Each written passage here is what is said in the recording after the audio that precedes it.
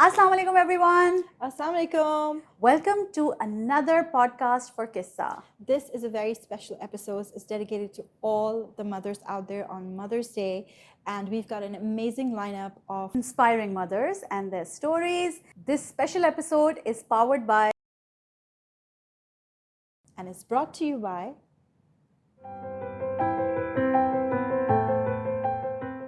Hello, I'm Wajiha. I'm an artist and I'm a mother of three. I have a special needs son who I'm really, really proud of. My definition of motherhood shifted very gradually, and over time, I realized that it has shifted. And it had shifted to being an advocate for my children, not just for my special needs son. I realized that my role was not just nurturing them and spoiling them and playing with them, but it was also being their voice, being their mind. There are places where children are unable to express themselves because it's a very daunting world outside.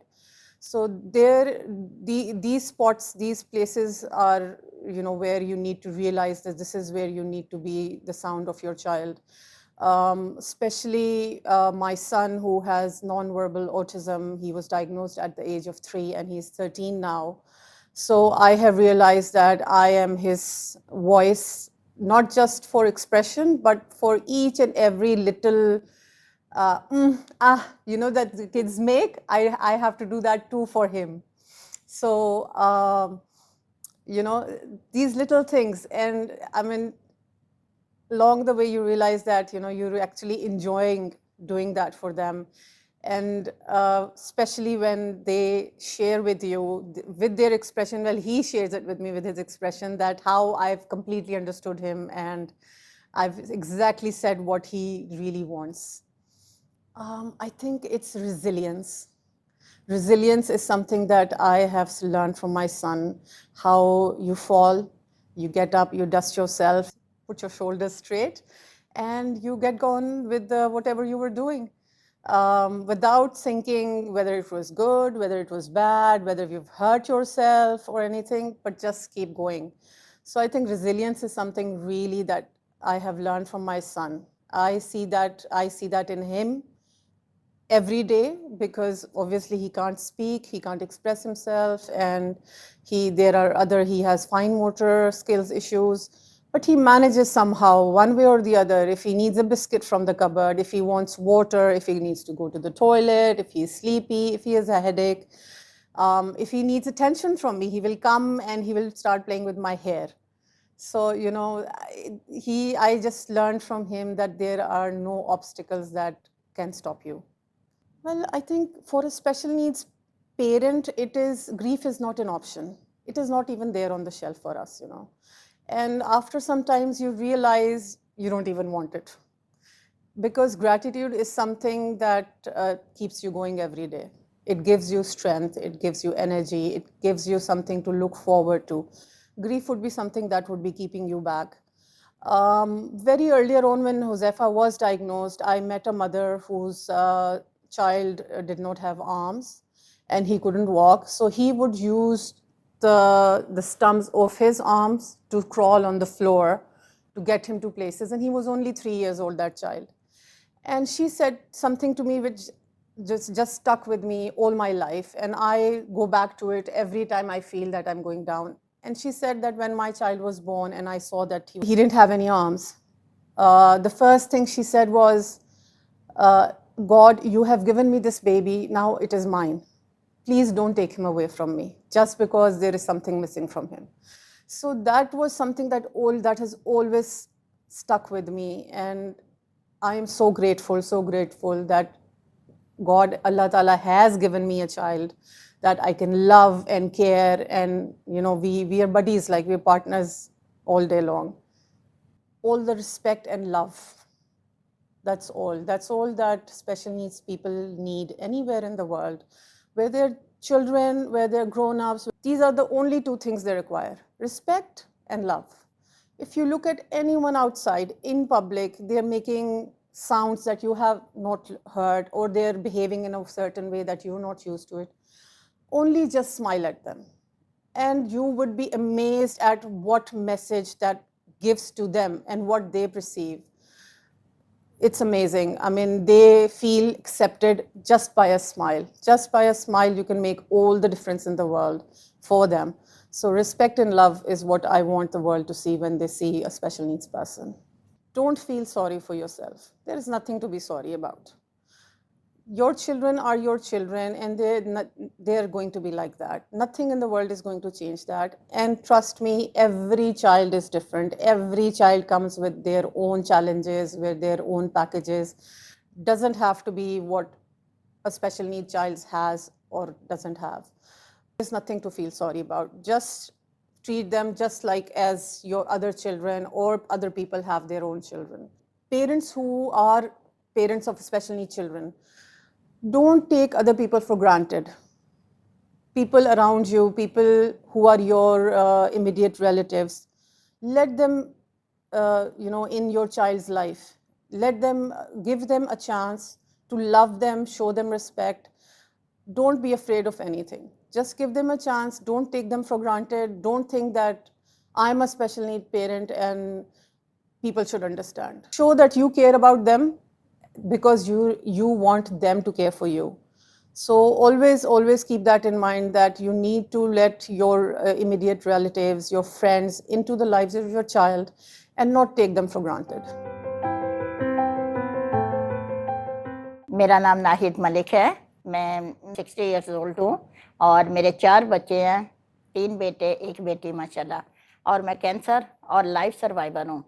मेरे hardest days में भी मैंने hope नहीं छोड़ी, मैं अपने बच्चों पे पूरी कंसंट्रेशन करती थी और बहुत से ऐसे मौके आए जब मुझे लगता था कि ज़िंदगी मेरे लिए बहुत मुश्किल हो गई, लेकिन मैं बिल्कुल नहीं घबराई। मैंने अपने बच्चों को अपनी स्ट्रेंथ बनाया, उनकी एजुकेशन, उनकी हर तरह से तरबियत पे तवज्जो दी और आज माशाल्लाह मेरे चारों बच्चे जो हैं अपनी अपनी फील्ड में कामयाब बच्चे हैं। स्ट्रगल में ये था, कुछ फाइनेंशियली हम लोग इतने स्ट्रॉन्ग नहीं थे, कुछ उन्हीं दिनों में मुझे अस्थमे का थोड़ा प्रॉब्लम था, तो एज अ मदर 4 बच्चों के साथ सर्वाइव करना, उनका खाना, सब कुछ सब देखना मेरी जिम्मेदारी थी। तो उस वक्त मुझे लगता था कि शायद ज़िंदगी का यही सबसे हार्ड टाइम है मेरे लिए, लेकिन अल्हम्दुलिल्लाह नाउ इट्स ओवर। बच्चे मेरे साथ शुरू से एज अ फ्रेंड मैं बच्चों के साथ रही हूँ, बच्चों ने मेरा साथ कभी नहीं छोड़ा। रिसेंटली जब मुझे कैंसर डायग्नोज हुआ तो उस वक्त मेरे लिए सबसे मुश्किल था कि अब मेरे बच्चों को पता चलेगा कि मुझे कैंसर है। सो वो टाइम थोड़ा सा पिछले टाइम से भी हार्ड था, लेकिन मेरे बच्चों ने सेकंड डे, मेरे सब बच्चे मेरे इर्द गिर्द थे, सब बच्चे मेरे पास आ चुके थे, तो इस चीज़ ने मुझे स्ट्रेंथ दी थी और जिसकी वजह से मैं कैंसर से मैंने लड़ी और आज अल्हम्दुलिल्लाह मैं आपके सामने हूँ। मैं बिल्कुल एक नॉर्मल ज़िंदगी गुजार रही हूँ। जब मुझे कैंसर डायग्नोज हुआ, सबसे पहली चीज़ थी कि अपने बच्चों को मैंने पावर देनी थी। अगर मैं उस वक्त कमज़ोर हो जाती तो मेरे बच्चे बहुत ज़्यादा, मुझे पता है, परेशान हो जाते। मेरी 9 आवर्स की सर्जरी थी, उसमें भी मेरी बेटी, मेरी बहन मेरी उसके लिए आई हुई थी मेरे साथ, वो भी सारे परेशान। 9 घंटे थिएटर के बाहर बैठना कोई आसान बात नहीं है, इन लोगों ने वो सब तकलीफ़ भुगती। उसके बाद जब मुझे थिएटर से बाहर लाया तो मैं थोड़े से कॉन्शियस ही थी अभी, लेकिन मेरे हस्बैंड का पहला सवाल यही था कि थोड़े से 2 वर्ड रिकॉर्ड कर दो कि बच्चे सेटिस्फाइड हो जाएंगे। वो हर जगह से कॉल्स आ रही हैं कि अम्मा होश में आई कि नहीं आई। अल्हम्दुलिल्लाह जब उन्होंने मेरी आवाज़ सुनी, मेरी वीडियो देखी, तो वो थोड़े से खुश हो गए कि अम्मा को होश आ गया, कामयाब हो गया ऑपरेशन। तो ये चीज़ें थी जो मुझे स्ट्रेंथ देती रही, मोटिवेट करती रही। मैंने सोचा मैं अपने बच्चों को अपना एक अच्छा रूप दिखाऊंगी, उनको मैं कभी बेड पे लेट के उस तरह बीमारी वाला नहीं दिखाऊंगी। मेरे दोनों बेटे भी आए हुए थे, उनकी वाइफ थी, बच्चे थे, सब मेरी सपोर्ट के लिए आए थे कि अम्मा खुद को अकेला फील ना करें। मेरा एक बेटा और एक बेटी यहाँ मेरे साथ होते हैं। मेरे हस्बैंड की सपोर्ट थी, इतनी गर्मी में उन्होंने हॉस्पिटल की ड्यूटीज़ दी, सब कुछ किया। मेरी बहन आई हुई थी, उन्होंने मेरा बहुत ख्याल रखा। हॉस्पिटल के स्टार्टिंग डेज में जब मैं बेड से हिल भी नहीं सकती थी, वो मेरी सारी लुक आफ्टर करती रही हैं और मैं आज उनका लाइव यहाँ पे शुक्रिया अदा करना चाहती हूँ कि उन्होंने मेरे इस दर्द को, तकलीफ़ को महसूस किया और अपनी मोहब्बत में मेरे पास आई। ज़िंदगी में जब आप मदर बन जाते हैं तो आपकी सेक्रीफाइस तब से स्टार्ट हो जाती है। एज अ मदर आपने हर मौके पे अपने आप को ही कुर्बान करना है। एज अ मदर आप स्ट्रॉन्ग होना आपका बहुत ज़रूरी है। क्योंकि बच्चे तो वो चीज़ नहीं फेस करेंगे या लोग वो नहीं देखेंगे, लेकिन एज़ अ मदर आपको पता है कि आपने कब, कहाँ, कैसे इसको डील करना है। तो मैं यही कहूँगी कि मदर्स को बहुत स्ट्रॉन्ग होना चाहिए, खुद पर अपना फ़ेथ होना चाहिए, अल्लाह पर फ़ेथ होना चाहिए कि इंशाल्लाह ये वक़्त एक सा नहीं रहेगा, ये वक़्त भी ख़त्म हो जाएगा और इंशाल्लाह लाइफ़ फिर से नॉर्मल हो जाएगी। मेरा बस एक ही है कि मेरे बच्चे जो हैं, वो खुद पर यकीन रखें और अल्लाह पर यकीन रखें। मेरा ख़्याल है ये 2 चीज़ें और उसके बाद सब्र और शुक्र। जो मिल गया उस पे शुक्र अल्लाह का अदा करें, जो नहीं मिला उस पे सब्र करें। उसमें अल्लाह की कोई ना कोई बेहतरी होगी। इंशाल्लाह जो आपका है वो एक दिन आपके पास ज़रूर आएगा। बस यही मेरी अपने बच्चों को हर वक़्त यही नसीहत होती है कि अपने रब को साथ रखो, रब है तो सब है। काफ़ी जब मेरा कैंसर का हुआ था तो मैं सारे ऑल ओवर द बहनें, ऑल ओवर रिश्तेदार सबका शुक्रिया अदा करना चाहती हूँ। ये सब लोगों की दुआएँ थी जो आज आपको मैं नज़र आ रही हूँ। लोग दुआओं को हल्का नहीं ले, इसमें बहुत पावर है। खुद मैं एक मिसाल हूँ इसके सामने। जैसे लोगों को था अभी इसको ये हो जाएगा, अभी इसके बाल झड़ जाएँगे, लेकिन ऐसा कुछ नहीं हुआ क्योंकि अगर अल्लाह ना चाहे तो कुछ भी नहीं हो सकता, मेडिसिन भी आपका कुछ नहीं बिगाड़ सकती हैं। लोग मुझे कहते थे कीमो का सेकंड है, अभी तीसरा है, तो अब इसके बाल उतर जाएँगे, अब ये गंजी हो जाएगी इसकी। मुझे इवन कि ये भी था कि पलकों के बाल भी उतर जाने हैं सारा। तो मैं यही कहती थी अल्लाह मालिक है, जो होना होगा हो जाएगा। लेकिन अल्लाह ही मालिक था, उसने कुछ ऐसा मेरे साथ बुरा होने नहीं दिया। उसने मुझे हर मकाम पे सँभाला। कीमो के बाद भी मैं बिल्कुल नॉर्मल थी। कोई लोग डराते थे गला पक जाएगा, आपके साथ ये हो जाएगा, आपको वॉमिटिंग आएँगे। लेकिन अल्हम्दुलिल्लाह मैंने ऐसी कोई चीज़ फेस नहीं की। मैं बिल्कुल नॉर्मल रही आके भी और शादियाँ भी अटेंड की। अपनी फ्रेंड्स मेरी खुश होती थी मुझे सही देख के और उन सब की दुआएँ थी, सबकी मोहब्बतें थी जो आज मैं आपके सामने बैठी हूँ। Hi, I'm Adiha. I am HR professional. I've been working in the field for past 15 plus years. I am an entrepreneur and I am also a baker now. I am a single mother. I am a homeschooling mother. For me, it was not really a start over. For me, how I see it, it was moving forward. Life doesn't stop. I lost my father at some stage, and after that, my son was diagnosed with cancer right after a month after. So losing my father was a big loss itself, and then my son being diagnosed. And right after my son was diagnosed, the day we came back from hospital, I delivered my second child, a beautiful daughter. Life doesn't stop. It's just you have to move on, otherwise it will be a stagnant life, and we need to progress. I moved from Melbourne, Australia, to Bahrain, and it was just moving ahead with my children and a focus on what my children needs at that time. The hardest part, going over the emotional trauma, basically, and getting to know myself, who I am now, who I want to be for my children, again, more than anything, because you need to make sure that if my ship is sinking, I'm the captain of my boat. So what do I need to do? So in that, when you have the mindset, you're already in that survival. You just have to do it. Yes, I did pause. I did grieve. I did cry. And I still cry when I need to cry, you know. We should let out those emotions. So I worked on my emotions. That really helped me to move forward. I accepted the reality. I connected myself with Allah. It's called God consciousness, which I have, alhamdulillah, it's from Allah Ta'ala. But really, when you're in that situation, to do tawakkul Allah, it's when you're in the situation, you say, okay, this is the situation. I need to accept it. The reality is now I'm a single parent. And what things do I need to do? And the rest, you just put it with Allah. You make a plan, and you have to move things, put things with Allah. This is what I did. Having a great emotional support was such a big thing for my family, my friends, close friends, and and connecting with mentors, actually. That really helped me. And it just happened.